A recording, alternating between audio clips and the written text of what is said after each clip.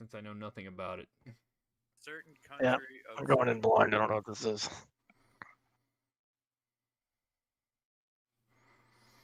That narrows it down to like what, 8?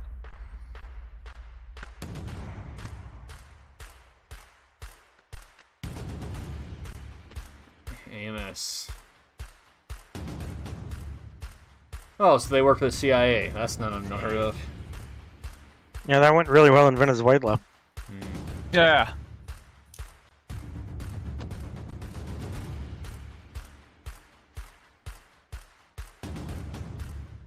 OGA. Well, they are OGA. Technically, they're work for the CIA, so they're all OGA. But all right. Somewhere in Central America. At least one of them's covering high. Yep. God, the fucking high ready. Oh, and transition low ready. All right then. It has its purposes, but Yeah, they all have their purposes. It's just exaggerated as fuck in every movie I see. I have a lunchbox. See. Thanks for the caboodle. High low. Oh, yeah, some high man, low man there. Yep.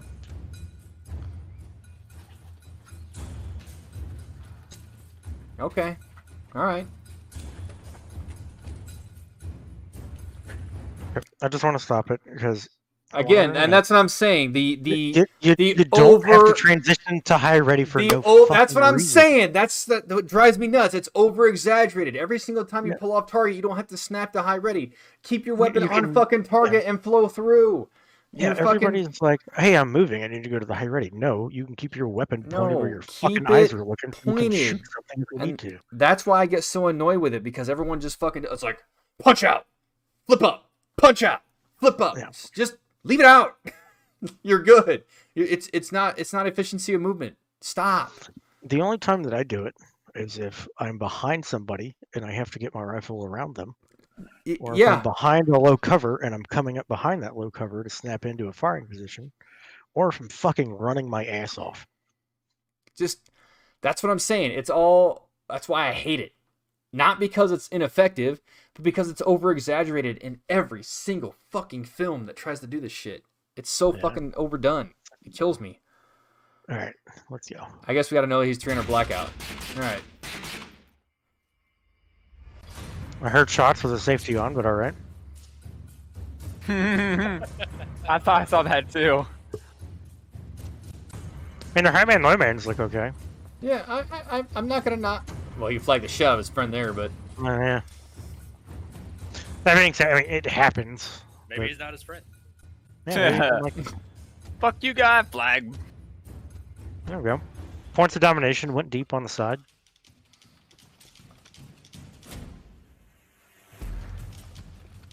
Okay, so they just got compromised here because they see an open fucking window, and what do? They stand straight the fuck up in front of it. Go low. There's those damn helmets again. Actually, high ready is not best for getting through a door. It is not. High ready and fucking hit that bitch on the fucking top of the door. Again, if you think it's the best method for getting through a door, please try anything longer than 16 inches on a barrel. So, for example, a 20-inch M16 A4. They haven't fucking used A4s. I'm about to say that. If I'm going through a door, either my muzzle is literally over the guy's shoulder, so I have another barrel in the door, or I'm short stocking it so I can maneuver around it. Yeah, but there's other methods you can use. You don't need to high ready. You can short stock up and over, which is pretty much it's a modified kind of low ready, which is kind of low ready we use, which is why we can it down. We're not down here. We're up here. That way we can present the same way, almost as if it was a high ready snap out. It's. Anyway, I'm not gonna get into the fucking theory. Just go ahead. I just hit the door with a Humvee, and that usually works. Yep. I'm keeping it set up over the window. What the hell kind of a breach was that?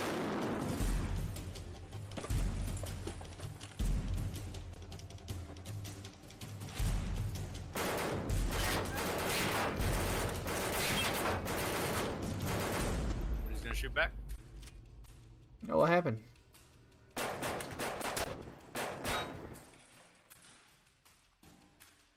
You're gonna close with and kill you. Yeah, there you go.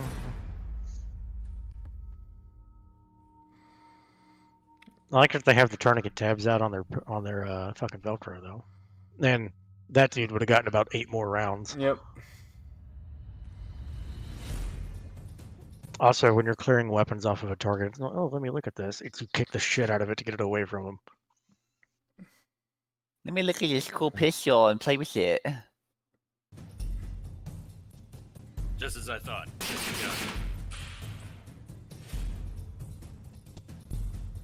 So, nitpicky point here. Let me go back. So, this guy's going, right? Well, he flagged him a little bit, but Oh, I think I missed it. okay, we're dead checking. All right, right here.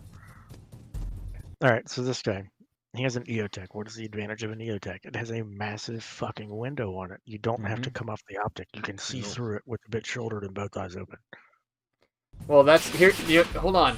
Pause on that to caveat that they're actually teaching guys, and this is one thing I had an issue with, is because you have peripheral vision. They're actually teaching guys, and you can do this. They're actually teaching guys to hit their near corner, far corner, and then to pull off to check center, instead of like utilizing their peripheral vision to kind of see. So because they want guys to kind of swivel to center, but they want to pull out of their optic to look and then bring. And I'm like, you don't have with an EOTech, you don't have to do that. Like you don't have to do that. If you're using an LPVO or something, maybe you don't have to do that with the majority of the thing. As long as the 2-man's doing his job, you don't have to. You can hit your near far, and then your peripheral should pick up based upon your cone of vision whether your guy's doing his job or not. You don't have to peel off. Yeah, using the peripheral, your 2-man should be able to see where your muzzle's pointed, so you can pick up the slack that you're dropping. It's the difference between schoolhouse shit and what's actually applicable, and they've been kicking that in schoolhouses lately, and it's been driving me fucking nuts. Anyway, I mean, times are changing, but I mean, sometimes if it ain't broke, don't fix it, you know. Because he went down and I put a round over his head. I'm gonna let him know that I'm fucking shooting. Probably.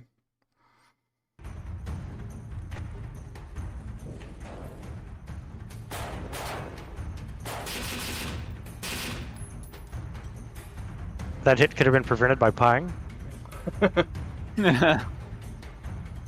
You take it to his plate or something, and he's just like, I'm good, bro. He had to. I don't think he's that Jacques Cousteau, you know what I'm saying?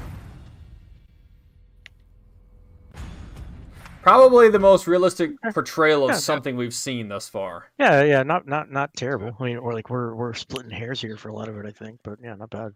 Okay, well let's AR this one in retrospect to answering chat questions, because now there's a lot of them. Fuck, we've been doing room clearing in CQB all fucking day. Well, yeah, we've been talking the fucking entirety of it. Because that's the cool shit. Ugh. Justin, on the subject of room clearing, as you refer to it as an art instead of a science, does it mean you rely on your gut or other senses to judge to attack, or is there something more to it? It's basically saying that okay. So I would say it's a combination of both. Right. It's the purpose of if you understand initiative-based tactics, it's the constant fact that you're looking for work, and as long as certain sectors and angles are covered, you're good. The whole point of close quarters battle is mainly an angles game. It's a matter of maximizing the potential of angles to eliminate threat without exposing yourself to needless harm or utilizing a lot of variables. So when I say it's not a science, it means there's no one way to apply one method to every situation in order for it to work to maximum effectiveness. Yeah, to break that down a little bit more into the layman verbiage there. Okay. Let me carry on off that. Like when you're proficient at this, you understand the principles of security and what you need to cover. How Justin's talking about angles and playing into the gut feeling. Like if you feel that something is off, and if you've been doing it a while, you know when something doesn't feel right, you slow the fuck down. That's all you gotta do. It's just like, okay, let me take a quick tactical pause and figure out the situation before I just bum rush into it and get myself shot in the fucking mouth. Right. So it's instinctive in a way. So if I know Moldy's barrel is pointed towards, say, the open threshold I'm looking at, I know I either need a blade and an offset to cover what he can't see. And then based upon his body language, not even what he has to say, but his body language, I'm going to know what he's going to do. If I start to see him bow out, I know he's pieing. So I need to prep to make entry. So then I might need to, bring my weapon down to a low ready or a high ready to prep to move my weapon to be ready for an entry method. If I know he's stopping at the door and he's holding the door, then I know he's prepping for a stack. So I probably either he wants me to prep the room or he's waiting for that fucking confirmation because he doesn't want to, pie that off. He doesn't feel confident. He kind of wants to take that short little pause to make sure everyone's accounted for.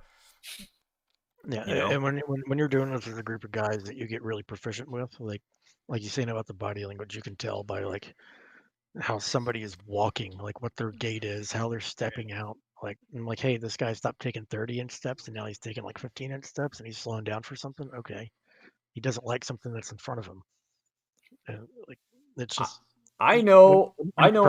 You know how people are going to react. I know where you're going to turn to go based upon in a microsecond, based upon the shift in your hips and where your shoulders go. So I have no idea. We don't have to discuss ahead of time if you're crossing your button hook. If I see you pull up, go, and I see this happen right here, this little twitch movement tells me you're going left. I already know. So I'm already shifting my body to the right because I already know, because based upon this shift, you're at least checking left. Just this right here tells me you're going left. So I'm shortening my stride. I'm alternating my step. If I'm taking a large step on my right, I might shorten the step and go, okay, I need to bring my left hip to go ahead and turn, to move over my hips to the right to cover your angle. Just simple things, man, and things you can't really do on games, but you can pick up from doing it IRL. Now, I've had dudes who are inexperienced shift left and then decide to like pivot their barrel right, and it pisses me off. But like, if you're going to commit to the angle, commit to the angle. But I can tell based upon that pivot, or even when you step, if I see you take a large step, I know you're shifting to that direction. If I see you take a short step, I know you're going a different direction. It just depends. There's so many nonverbal cues that go into it. Yeah, and that's why, like, especially if you're with an inexperienced team, like those nonverbal cues that you pick up on when you're really experienced with a group of guys, you make them verbal, and you literally just talk through verbally what it is exactly you're going to be doing, and the person around you, every person around you knows what you're going to do, and so they can take up slack where they need to. Yep, you understand that when you work with people of other different branches. You understand that when you work with people of different militaries in different countries. Like, people do methods differently, so you have to be able to understand that in a microsecond what's going on. And if you don't talk it out, especially with dudes you're not used to working with, you have no idea what's going on, and their eyeballs are going to raise because maybe they thought you were going to do something else and you didn't. So you kind of have to feed off that, and now because you didn't talk through it ahead of time, you're not prepared. So I could go into this for another 2 hours. And the side of the coin, the fun thing about being two man is that when the one man is getting froggy with shit and you don't know what he's doing, you literally grab his ass. Yep. You grab him by the fucking drag handle or his shoulder strap, something on his body armor, and you stop him. And you're like, bro, what are you doing? Just tell me what you're gonna fucking do. So, yeah. Just if you can understand that, and it's you have to do it through repetition, and that's why we've been kind of putting the guys through it in Arma and everything else, because everyone's like, oh yeah, CQB, cool shit, I know this, and it's like, you don't know shit because you haven't worked with these individuals, and until you can dumb it down, you freeze the fuck up. Or, you do dumb shit like, oh yeah, I didn't think about this, so I'm going to go ahead and conduct a reload right in the middle of the fucking fatal funnel and block everybody up. It's like, you don't understand the implications of the whys, so you don't understand how you're supposed to react and do things. There's so many different methods where if you throw one method at it, it's not necessarily going to be applicable in a different scenario based upon different factors. Or, hey, let's throw a flash inside and then fucking run in right after it. Diving into chat here. So, Proud Firebrand. To piggyback off that, there's things in the military similar to what you learn in college. It's not applicable to the real thing. Absolutely. Yeah. I think one of my favorite quotes from the show Generation Kills when Iceman, old Staff Sergeant Colbert, says, "Doctrine is the last resort for the unimaginative." Yeah, we don't. The one thing about the military is we don't even follow our own damn doctrine, man. Like, that's why you can't really master what we do, because we don't even follow it, because we understand that it's not set in stone, and we adapt it based upon what's going on. So we're almost masters of the, what's the word? Chaos. Masters of Chaos, Masters of Impromptu. There you go. Yeah. But the thing about doctrine is that it is a solid foundation, and it gives you the principles that you need to adhere to. As long as you stick to those principles and then flex off of that and do what you need to do, you're gonna get the fucking job done. And usually and preferably without getting someone else fucking shot. So long as you have that good foundation, and that's what you build off of. And that's why, especially like when we take these new guys into the group into armor stuff and everything, we're beating the basics into it. Because when you understand the basics, then you can start doing your fucking voodoo freaky advanced shit. Because you understand what it is you're trying to accomplish.